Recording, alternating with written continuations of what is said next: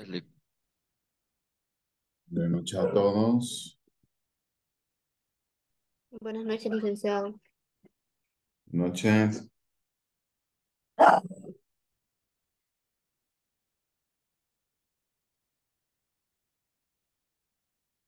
Buenas noches. Noches. Buenas noches. Noches. Vamos a iniciar un ratito.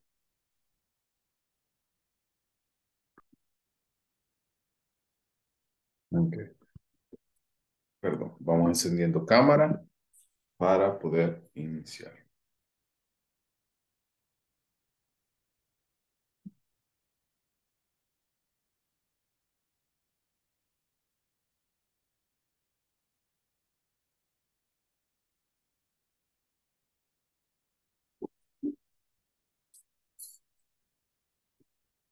Ok.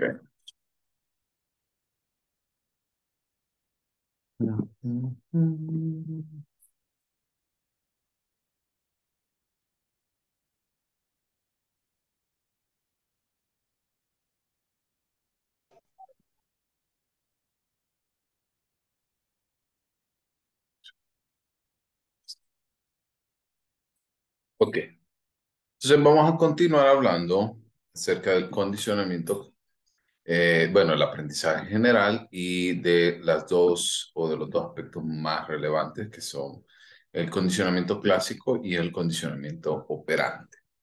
Quiero aprovechar para preguntarles si alguno tiene dudas, preguntas o algo que quizás no quedó claro completamente sobre la clase del día de ayer.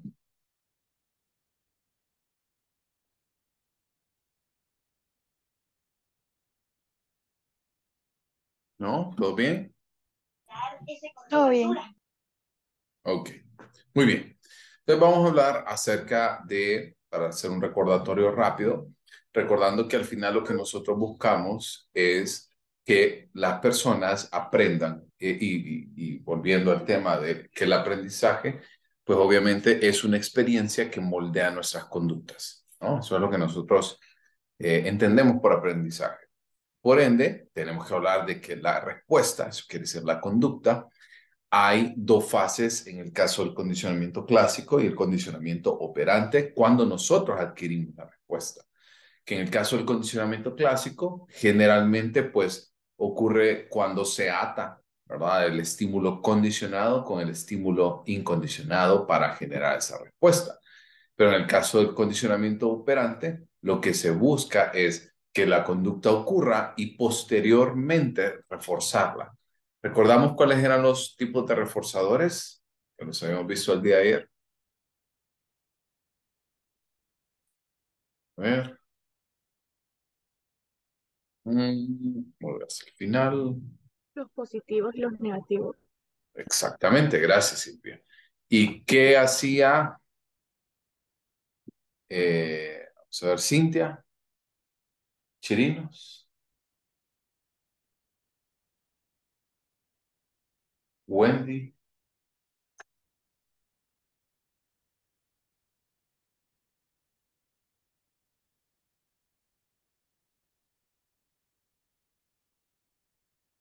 ¿Qué hacía que un reforzador fuera positivo o negativo?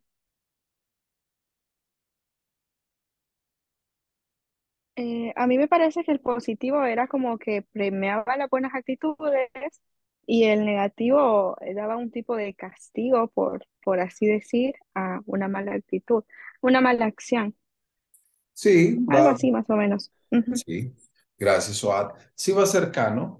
La diferencia, una de las diferencias clave es que en el caso de los reforzadores, ambos lo que buscan, tanto el positivo como el negativo, lo que buscan es aumentar la posibilidad que una conducta ocurra. Y en el caso del castigo, lo que busca por otra parte es disminuir la posibilidad de que algo ocurra. El reforzador positivo le da algo y el reforzador negativo le quita algo. O sea, o lo que hace es prevenir que esta situación ocurra. ¿Ok? Entonces, en el caso del condicionamiento clásico, cuando pareamos el estímulo condicionado con el estímulo incondicionado, obtenemos la respuesta. En el condicionamiento operante ocurre la respuesta porque estamos pareando entonces esa información con los reforzadores, ya sea positivo o negativo. Y vámonos entonces al otro extremo, que es la extinción. La extinción se entiende o se refiere a que queremos que una conducta desaparezca. Eso quiere decir que lo que queremos es que esta conducta ya no ocurra. Entonces, en el caso de el condicionamiento clásico, lo que nosotros vamos a hacer es cuando juntamos, si para que una respuesta ocurra, nosotros empezamos a juntar los estímulos para que la conducta no ocurra, entonces dejamos de presentarlos juntos.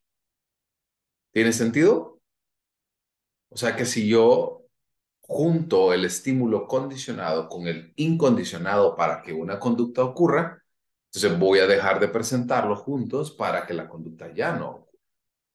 Por ejemplo, si nosotros asociamos el sonido del teléfono con una compulsión por revisar el teléfono, ¿qué pasa si ya no suena?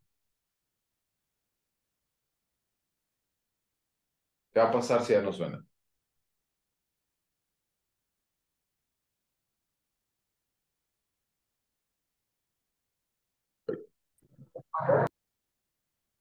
¿Darwin?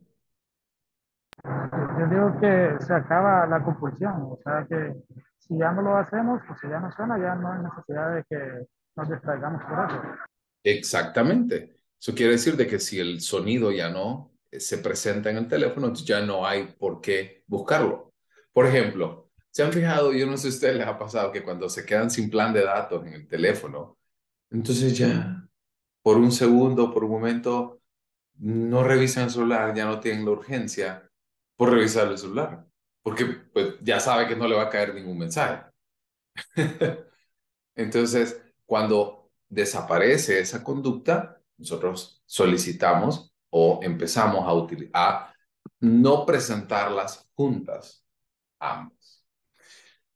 Por otra parte, si nosotros hablamos acerca del condicionamiento operante, va a decirnos que para que una conducta ya deje de ocurrir, vamos a tener que utilizar el castigo. Por ende, la conducta que se va a aprender o que se aprende con castigo es muy difícil de desaprender.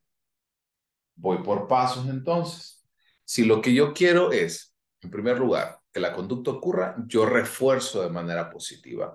Y si yo quiero que una conducta se desaprenda, entonces utilizo el castigo. Ahora bien, en el caso del aprendizaje, también puede ocurrir o también puede llevarse a cabo por medio del castigo. Como por ejemplo, ¿les ha pasado que ustedes aprenden algo muy bien a partir de una experiencia fea que tuvieron? Sí, le suele pasar. ¿Como cuál? Si alguien quiere poner un ejemplo. Vaya, por ejemplo, yo cuando aprendí a manejar, no sabía que, bueno, motocicleta, no sabía que cuando, por ejemplo, tenía que subir las ceras, no tirarme tan de un solo, porque la primera vez que hice eso me accidenté y me caí. Pues de eso aprendí a no volverme a subir a las ceras así como me subí al principio, que no sabía que así era, pues porque era principiante, entonces del accidente no lo volví a hacer. Exactamente. Y en el caso de que cuando nosotros queremos desaprender esa conducta, o sea, el subirse con cuidado, ya va a ser muy difícil de que usted lo desaprenda porque ya aprendió por las malas, por así decirlo. Sí, literal. Ya no va a pasar por la misma situación. ¿Se entiende? Sí, ¿Dudas hasta este punto o vamos bien? Vamos Sí, bien. ¿por qué será que a veces cuesta más, es más difícil desaprender que aprender? Sí, Siempre me pregunto por qué. No sé. es que es como, por ejemplo, en el caso del aprendizaje, es como que usted, vaya, imagínense lo siguiente. Usted tiene una página en blanco y va a hacer un dibujo, ¿ok? Y cuando usted va a hacer el dibujo, en una página nítida, recién sacadita del horno, digamos, usted puede dibujar encima y todo el dibujo que usted hace, súper bonito, sin marcas, sin borraduras, nada. Tomemos el mismo ejemplo, pero una vez que usted ya dibujó, usted quiere dibujar de nuevo en esa misma hoja. Usted puede borrar, pero no se borra por completo. Siempre por ahí al final se ve una marquita. Siempre por ahí al final se ve una arruguita que usted cuando estaba borrando. Más o menos así es el proceso de aprendizaje. Cuando nosotros estamos por primera vez enfrentándonos a una tarea, es muy fácil de hacerla, lo aprendemos súper bien. Pero cuando tenemos que desaprender y reaprender, ahí es donde se vuelve un poquito complejo. ¿Pero vamos bien?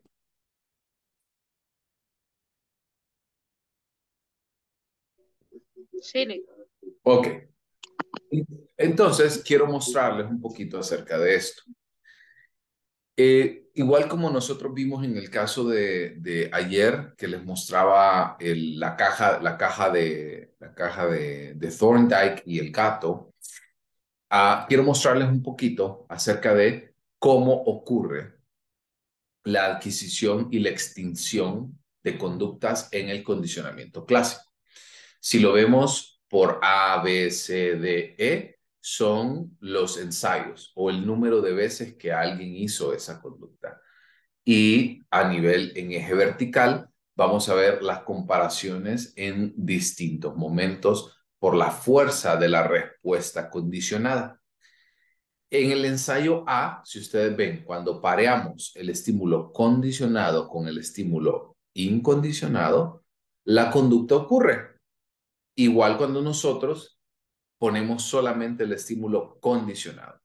Hay un periodo de descanso y el estímulo condicionado solo después se puede llevar a cabo cuando ya no aparece con el estímulo incondicionado. En español, LIC, ¿qué significa eso? A ver, les pongo otro ejemplo.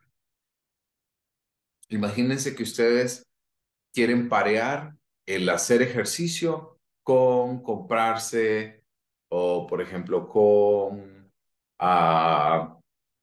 darse, no, porque eso son dos cosas positivas. Que quiera hacer ejercicio y por cada vez que haga ejercicio se puede comprar una dona, por ejemplo. Entonces, el estímulo condicionado es que el ejercicio ocurra y el estímulo incondicionado es que vaya al ejercicio. Entonces, cuando nosotros presentamos posteriormente solo la respuesta, generalmente podemos parearlo fácilmente, pero cuando nosotros somos capaces de separar el estímulo condicionado del incondicionado, generalmente nosotros aprendemos a continuar haciendo las mismas conductas. Y eso me lleva al siguiente punto, que hay dos momentos claves que nosotros debemos de entender en el condicionamiento clásico, que es la generalización y la discriminación. Cuando hablamos de generalización es que todos los estímulos o las situaciones que se presentan y que son lo suficientemente parecidos para que la persona que está aprendiendo reaccione ante uno de la manera en que aprendió a reaccionar ante el otro. ¿Recuerdan qué le pasó al pequeño Albert con la rata blanca?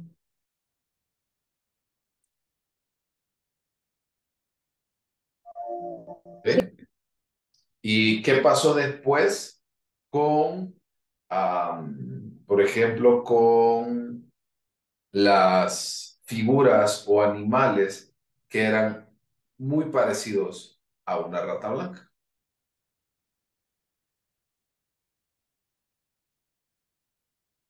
¿Qué pasó? ¿Recuerdan? Se corría porque le asustaba. ¿Qué más? No sé, creo que lo asimilaba con la rata. Exacto, entonces generalizó. Entonces, ¿qué hizo Albert? Era pensar en que como este estímulo, un conejo blanco, se parecía mucho a la rata blanca, probablemente me va a causar la misma reacción. ¿Sí? Y eso es algo que nosotros hacemos constantemente. Vaya, por ejemplo, volviendo, ya voy a tomarle el ejemplo de la compañera que cuando se cayó en una acera. Usted cada vez que ve una acera y se quiere parquear, pues no importa que haya sido la acera de su casa o la acera de la U o la acera de la casa de su mamá, de su papá, de su novio, de su esposo, etcétera. No importa, porque entonces todas las aceras le van a parecer igual de peligrosas. ¿O no? Chile, cualquiera ahora que la miro me da miedo. Claro, y hay algunas otras que quizás pues causan un poquito de más miedo que otras. Pero al final, eso es lo que nosotros hacemos. Nosotros tendemos a generalizar. Si usted le fue mal en una relación, usted va a generalizar de que todas las personas que vienen después de esa relación van a ser muy parecidas a la experiencia que tuvo. Usted va a generalizar que si le fue mal en psicología general, no sé si yo tengo a alguien que esté repitiendo la clase, pero si le fue mal en general la primera vez que la llevó, seguramente le va a ir mal esta vez también que le está llevando, por ejemplo. Entonces, nosotros como seres humanos, eso nos ayuda y quiero que entiendan que esto es algo evolutivo, esto es algo normal. Por ejemplo, si imagínense un recolector en aquel momento donde no había mucha información sobre las plantas y recogía una baya o una planta que resultaba ser venenosa y la pasó mal, se enfermó. ¿Qué tuvo que hacer? Tuvo que aprender que las plantas parecidas a ella probablemente tengan el mismo efecto. Eso es algo evolutivo. Eso es algo que nosotros hacemos. Nos ayuda en la supervivencia. ¿Ok?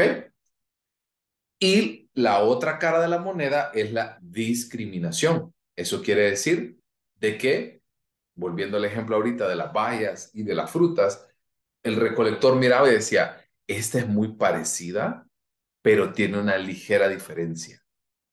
Se diferencia en esto, se diferencia en que la hoja es más larga, en que el fruto es más grande, etcétera, etcétera, etcétera.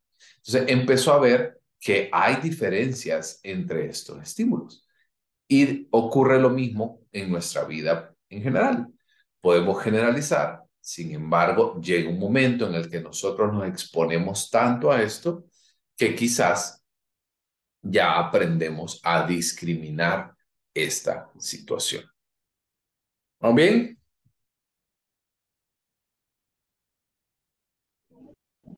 Ok, Sí, muy bien.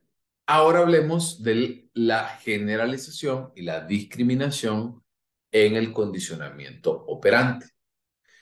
Cuando hablamos de la generalización, va a ocurrir muy parecido que en el condicionamiento clásico, porque en el caso del condicionamiento operante, pues todos aquellos estímulos que son respuestas, o perdón, todos aquellos estímulos que son similares a otros, generalmente evocan la misma respuesta. Y eso es lo normal y eso es lo esperado. Por otra parte, en el caso de la discriminación, se va a enseñar reforzando una respuesta solo en presencia de ciertos estímulos. En español, Lick, por ejemplo, ¿quién tiene una mascota?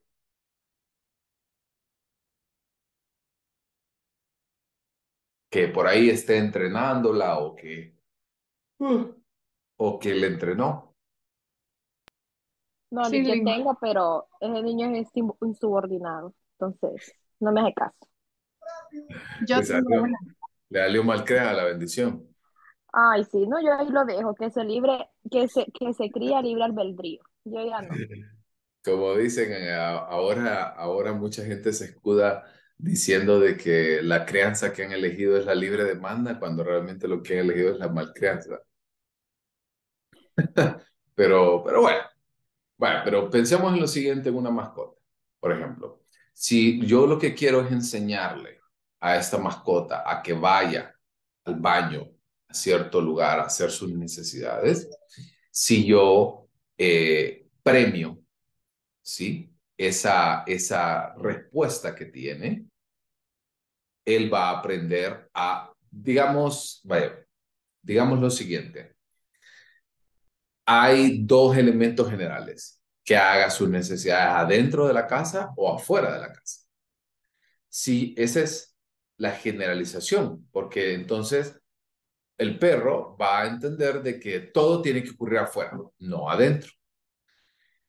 Esto a su vez va a llevar a que afuera hay un montón de opciones para llevar a cabo sus necesidades. Sillas, mesas, plantas, esquinas, arreglos, maceteras, madera, etcétera. Pero usted quiere en específico que la conducta ocurra en un punto. Entonces usted va a premiar cada vez que el perro lo haga en ese punto en específico, no cuando lo haga fuera. ¿Tiene sentido?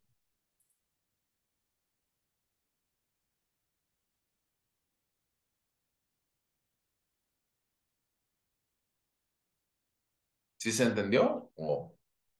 Sí, pero a veces casi no hacen caso porque yo igual entrené a una perra, pero a veces hacen más caso cuando se les castiga que cuando se les premia.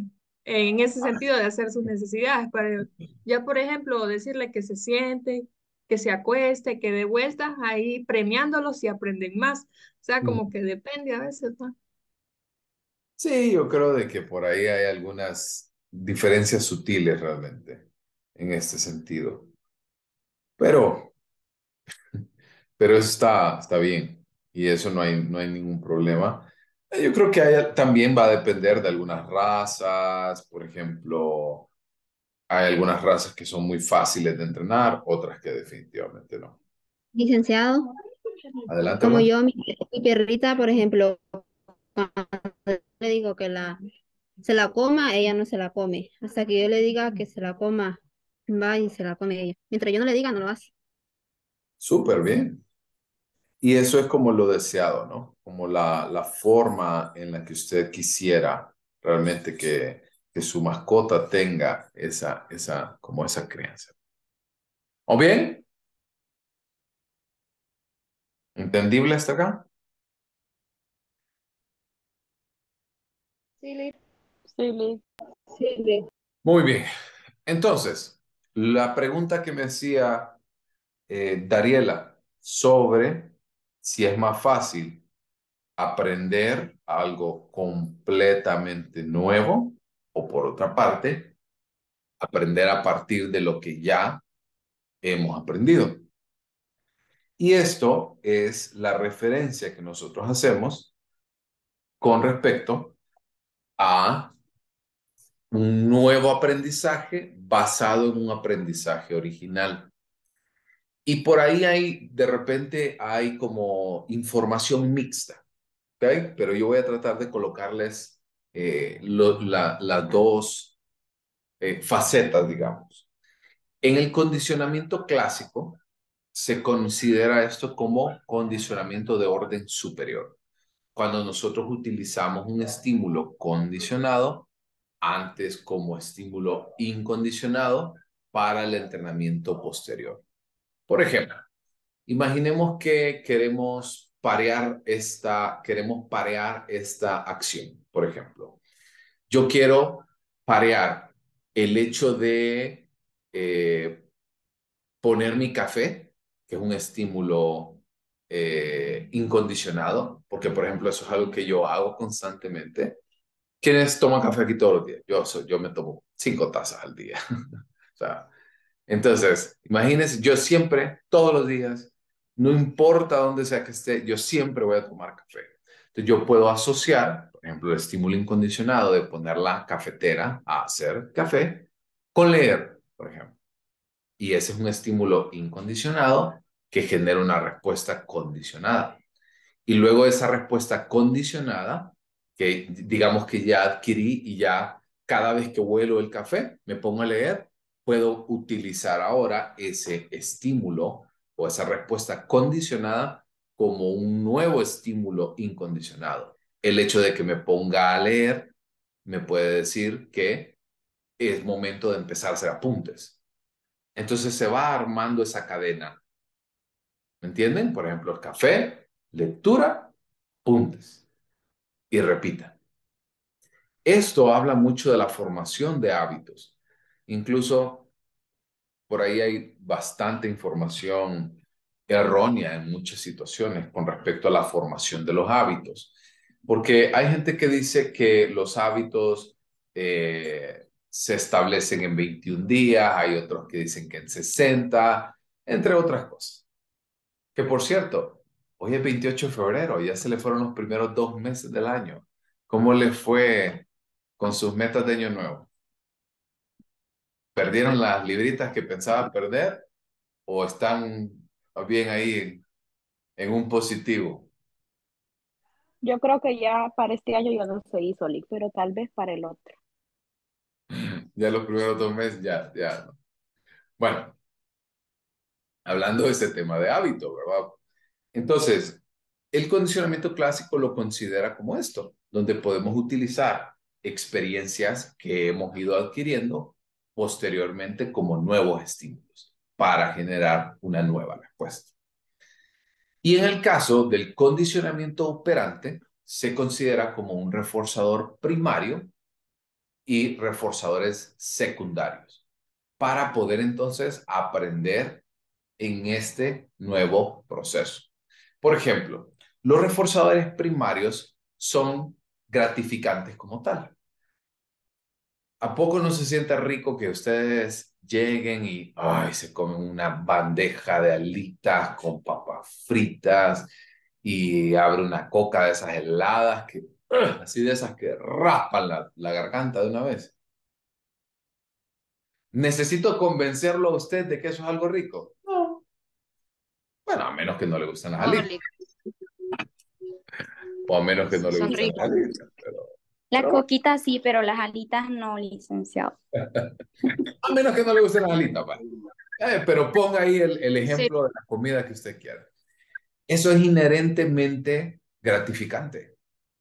A diferencia de que yo le diga, ¡ay, qué rico! Y voy a leer 100 páginas del libro de psicología. No, no es cierto. No es gratificante. Hay algunas personas que probablemente sí. Van a decir, sí, qué rico, sí, qué interesante leer esto. Pero la mayoría no, la mayoría van a decir, qué horrible, qué espanto este licenciado que no, nos y dejó tenemos las alitas. ¿No? prefiere las alitas. Entonces, hay reforzadores primarios que son gratificantes solo por el motivo de ser, ¿cómo se llama? O sea, por el simple hecho de existir. El agua, la comida, el sexo, el dormir, es gratificante como tal. Pero hay otros valores o que son conocidos como reforzadores secundarios en los cuales nosotros aprendemos el valor a partir de la asociación con reforzadores primarios. Por ejemplo, usted aprecia el valor del dinero no por el dinero, sino por lo que usted se puede comprar con el dinero. ¿Hace sentido? O sea, usted no quiere tener un billete de 500. Usted lo que quiere tener es lo que asocia esto con el billete de 500. Entonces usted con ese billete de 500 se compra la coquita o las alitas. Entonces a eso nos referimos con un reforzador secundario, que hemos pareado el valor que tiene este reforzador secundario con un reforzador primario. Por ejemplo, ¿cuántos de ustedes, A ver, ¿cómo les puedo plantear este ejemplo?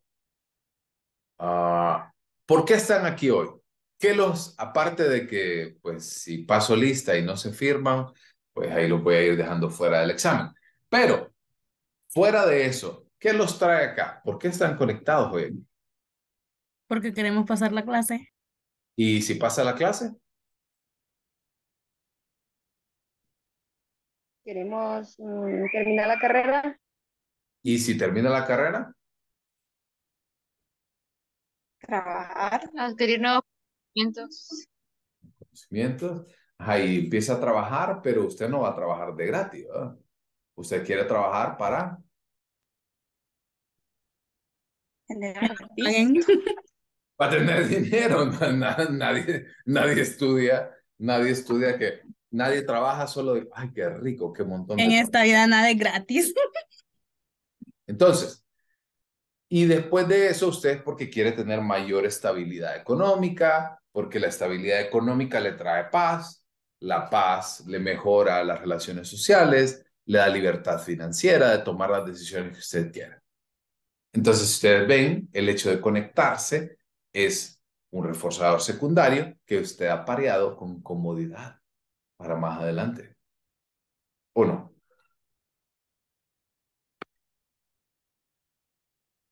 ¿O qué Sí. opinan? Sí, tienes razón, Lee. ¿Estamos? ¿Me van entendiendo?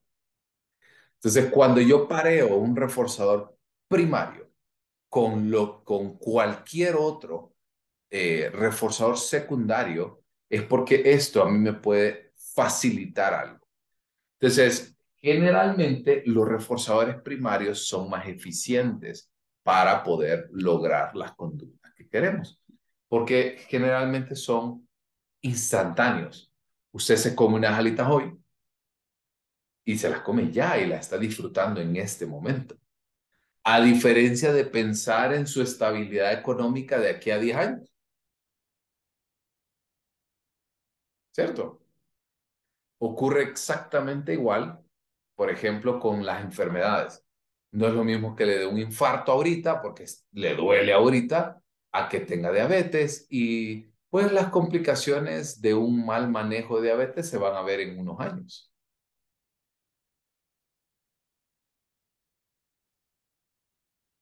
Entonces, para ir finalizando este tema del condicionamiento operante versus condicionamiento clásico en la adquisición de nuevos aprendizajes, en el caso del condicionamiento clásico podemos utilizar un estímulo condicionado que antes era un estímulo incondicionado para un entrenamiento posterior. Y en el caso del condicionamiento operante, podemos obtener nuevo aprendizaje a través de reforzadores primarios o de reforzadores secundarios. Ok, y vamos a ver. Y nos vamos a quedar por ahí. Ok, ¿dudas hasta este punto?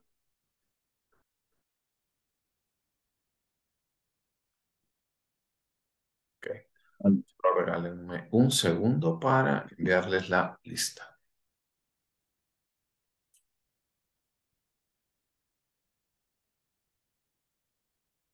Muy bien. Si no hay más dudas, seguimos mañana. Pórtense bien y feliz noche. Buenas noches, Liz. Gracias. Gracias, Lee. Buenas noches. Gracias, Ligue.